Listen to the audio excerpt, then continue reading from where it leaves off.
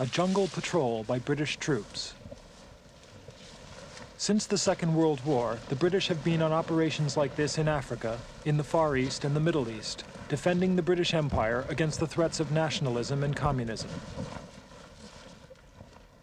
But this isn't just archive film, it's happening today. These are jungles of Central America and the Caribbean, now one of the world's most turbulent regions. This is the last British colony on the American mainland, Belize. Belize is due to become independent by the end of 1981, a move overwhelmingly supported at the United Nations. The only opposition comes from neighboring Guatemala, which has a long-standing territorial claim on the area.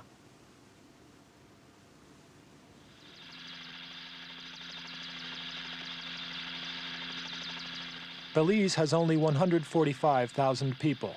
Over a third of them live in Belize City, on the coast. It was the capital when the territory was called British Honduras, and it's still the capital in all but name.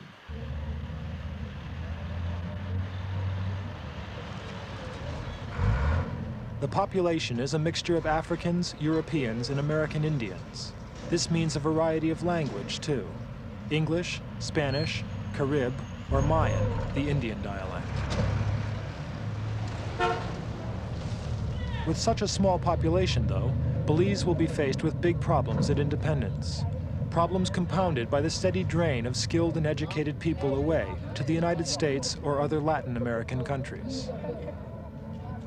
Belizeans themselves have expressed concern whether their new country can be economically and politically independent when the British leave.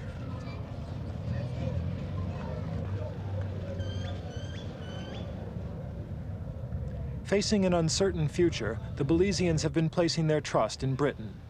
There are bilateral talks with the British to work out a constitutional formula for independence. It's expected that the bicameral system of Senate and House of Representatives will remain, and that Queen Elizabeth will remain as nominal head of state.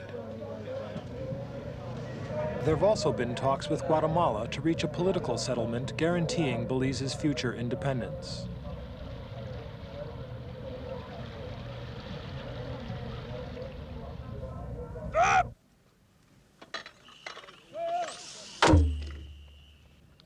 In any event, Belize is strengthening its armed forces.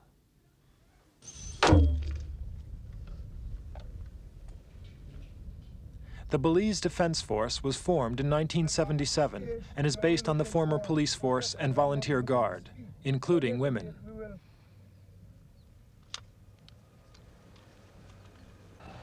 Put your weapons down, take out the contents of your pouches.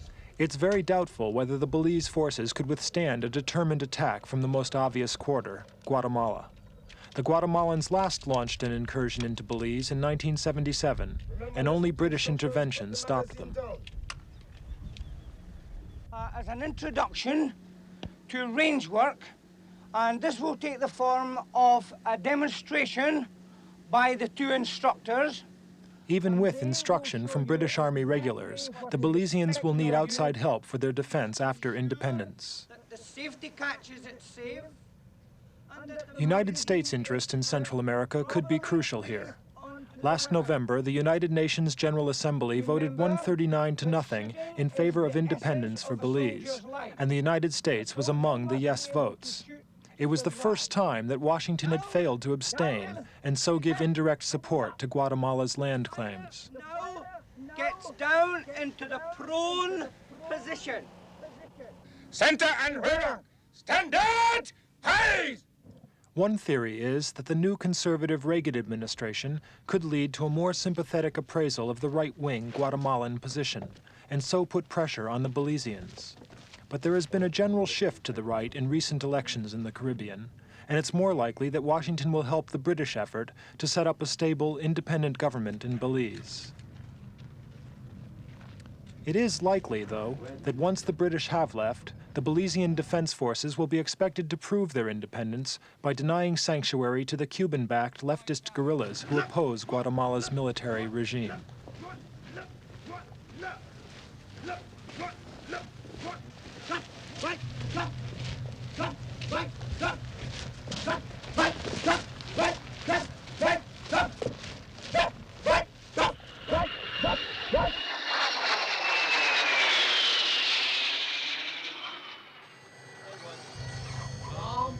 If it did come to open war with an aggressor, the British are leaving behind the latest technology in ground-to-air missiles. No, out of cover, approaching. In cover. In cover, approaching. Harrier jump jets, the mainstay of the British Defence Force, carry out mock air attacks against Belize City. The squadron is part of the 1,600 British troops still in Belize. Firing. Miss. It is hoped that the deadly Rapier missiles will never be fired in anger. Britain's main concern is to ensure a peaceful transition of power to a stable government, and its diplomatic efforts are aimed at ensuring that an independent Belize will not be faced by an external military threat.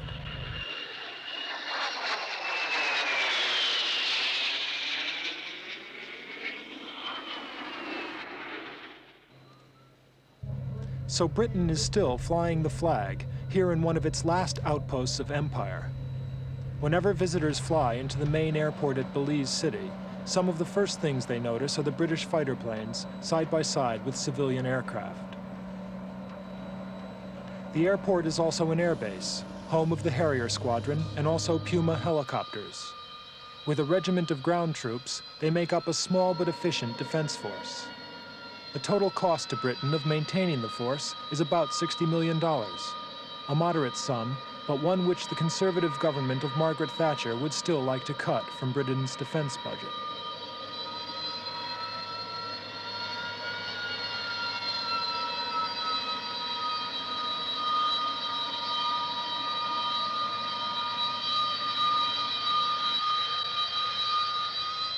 However, in view of Belize's uncertain future, the British are prepared to keep their forces here, not only up to independence, scheduled around September, but also beyond. Mutual defense treaties with newly independent Commonwealth territories were abandoned 15 years ago, but Britain says it is prepared to make an exception and keep its troops here for 3 years after independence, at Belize's request, as long as an external threat persists.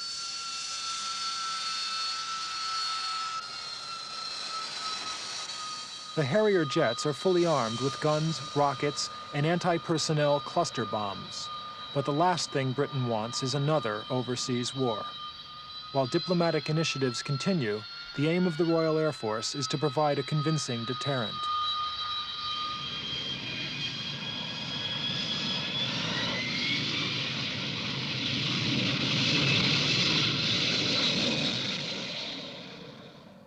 The British presence in Belize dates back to the early 17th century, when pioneer settlers landed here and began to exploit the rich forests. Then followed a strong Spanish influence in the region, but after the collapse of the Spanish Empire, Britain declared the territory a British colony, British Honduras, in 1862. It became self-governing, except for defense and foreign affairs, in 1964. But I don't know whether it's just on the charter. The present status of Belize is a crown colony, and it still has its governor appointed by the Queen. He is Mr. James Hennessy, who is closely involved in the diplomatic efforts to end British involvement here. We asked him whether the British withdrawal would create a power vacuum, which could be filled by the United States. Well, I can't speak for the Americans, obviously, but I do know that Belizeans themselves look to their friends to help them. We hope that on independence, Belize would regard the Americans as their friends. There are very close links with the Americans. Already they have a mission here which is bigger than anybody else's. There are many Belizeans, most Belizean families have relatives in the United States. There's a great deal of money that comes in from the United States here. America is Belize's biggest trading partner. Now, all these things would suggest that there would be a very close relationship. And I would have thought, with Belize being part of Central America, an area in which the United States takes tremendous interest, there would be the basis for a close relationship and a friendly relationship. That's certainly something Belize would want. So it could be military aid from America, if it came to it? It could be, as I say, that's something for the Americans to decide on and something for the Belizeans to ask for. All we know is that the Americans have helped in other countries in Central America, Salvador, Guatemala, Nicaragua, and so on and so forth. So on the face of it, there's no reason why they would not want to help Belize too if the Belizeans asked for it. But that's a matter for the Americans to answer.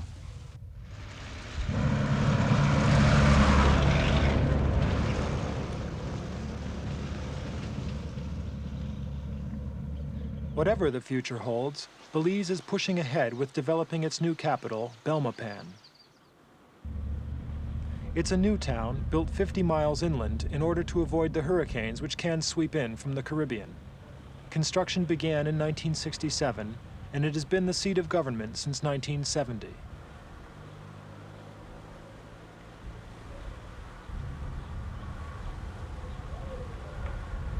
The socialist government, led by Prime Minister George Price and his People's United Party, was returned to power in 1979 on an independence ticket. It's recognized as a representative and democratically elected government, and little credibility is given to opposition charges that union groups allied to the ruling party have received communist training in Cuba.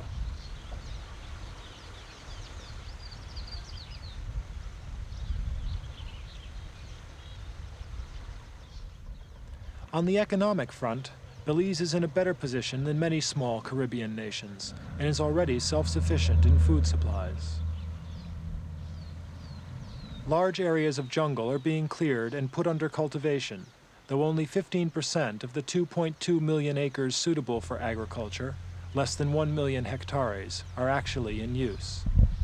The main produce includes citrus fruits and bananas, which together with sugar make up the bulk of exports. Other cash crops include fish and wood, like mahogany, rosewood, and cedar. But there is still a sizable deficit between imports and exports, another problem for the future. Cattle rearing is one area where there is room for progress. Belize has been a member of the Caribbean Economic Community since 1974, and a 10-year plan is underway to produce more beef.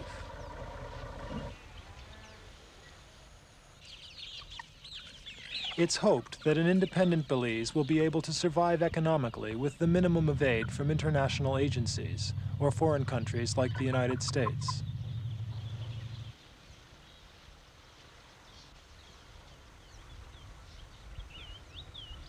But assistance from the United States has already come to Belize from an unusual and unexpected quarter. Helping to clear the jungle and create new farmland is a colony of Mennonites, a strict Christian sect who fled from Europe to North America in past centuries in order to escape persecution. This group has made its way southward to Belize.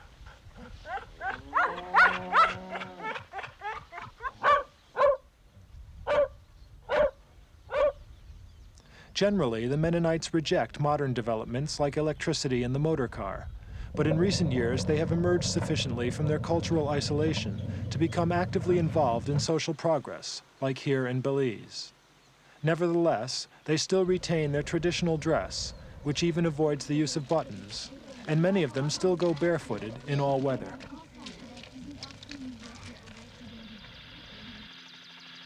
As far as its coastline is concerned, Belize has the same attractions as much of the Caribbean: sun and sand, usually a guarantee of a steady flow of visitors from the world outside.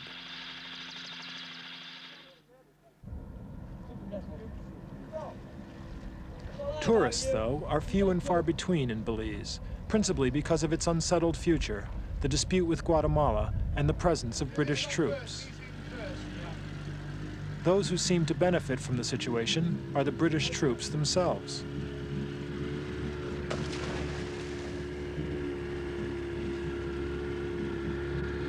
The soldiers here, members of the Queen's Regiment, do a 6-month term of duty in Belize. And after serving in West Germany or Northern Ireland, for example, it's almost like a paid holiday to sample the sights of the Caribbean.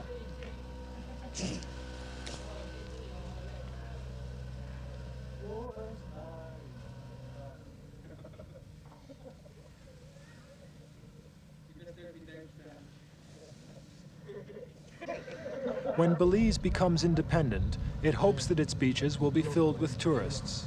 But for the time being, the soldiers are at least a guarantee of security.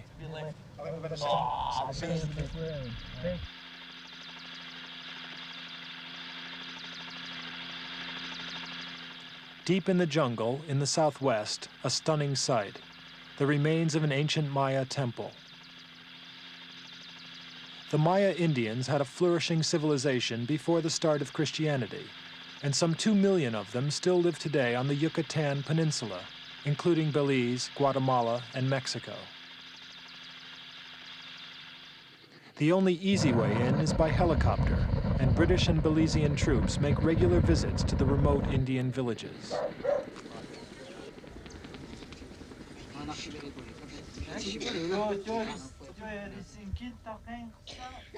The glory of the Mayan civilization is long past, its decline hastened by the Spanish conquest in the 16th century. But the Maya Indians retain their independence and identity.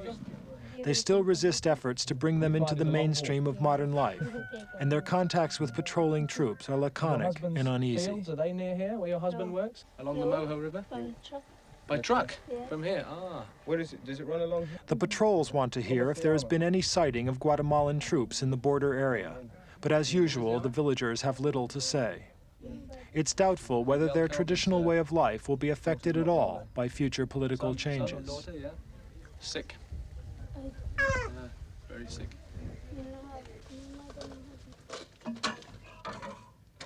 On the Caribbean coast, in the southern Toledo province, the prospect of war is much more real. It's in this area that any seaborne attack by Guatemala would take place, and the Belizean defense forces keep a constant lookout toward the horizon. Guatemala has only limited access to the Caribbean, and one of its lesser territorial demands has been a strip of Belizean territory about 20 kilometers wide, which would take away a sizable portion of southern Belize.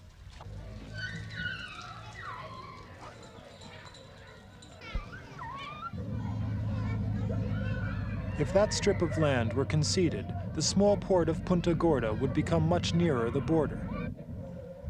In 1978, Britain proposed a reappraisal of the maritime boundaries, as well as the construction of a road linking Guatemala to the sea via Belize. Guatemala rejected these proposals, but more recently it has renewed its claim to the southern section.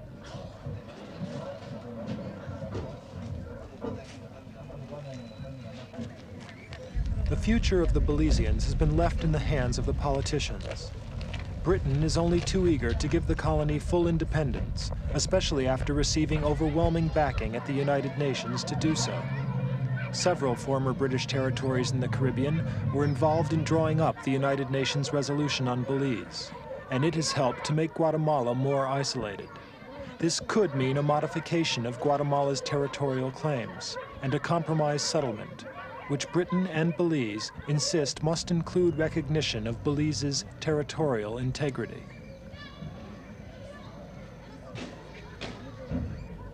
The United States, which has long regarded Central America and the Caribbean as its own backyard, has not been directly involved in negotiations, but its looming presence cannot be ignored.